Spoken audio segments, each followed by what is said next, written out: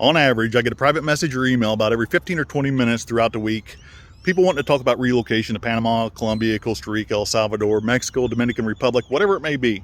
On the weekends, it's more frequent. It's about every 10 minutes. I actually got my calculator out the other day, broke down 24-hour period and how many messages I was receiving and responding to. And I understand there's a pretty big interest. So let me break this down. When people are asking about, Jay, we're looking at relocation to Panama, for example. What do you suggest? Well, I suggest multiple visits. I don't suggest a week-long relocation tour. You can't learn enough about a future destination where you're going to live in a week. You cannot do it. You can't learn enough.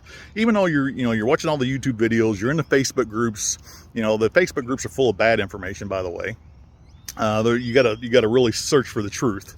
But multiple visits, and I understand that may be difficult, especially if you're still working.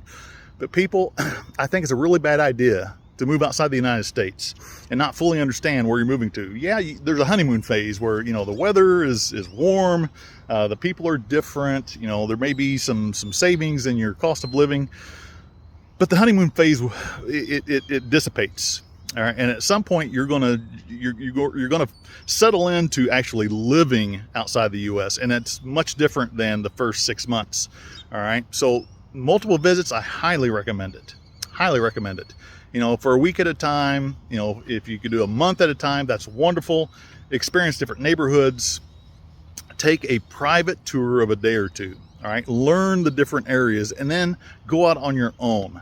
I'm going to say something that's not very popular, but if you have to have a 7-day relocation tour to move outside the United States, you may not be a good candidate for moving outside the United States. You got to have some level of an exploratory personality. All right, you got to be able to take a little bit of risk and get outside of your comfort zone. If you can't do that, if you don't want to learn a new language and you only want to live around other expats, I just think it's a bad idea.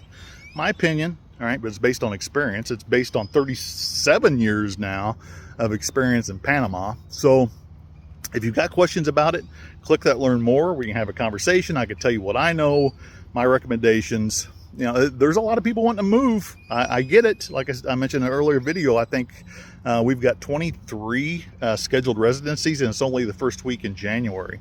So we're busy, but there are probably half that many, if not more, that I'm telling them slow down. All right, this may not be a great idea until you learn a little bit more. Once again, click to learn more. We can have the conversation.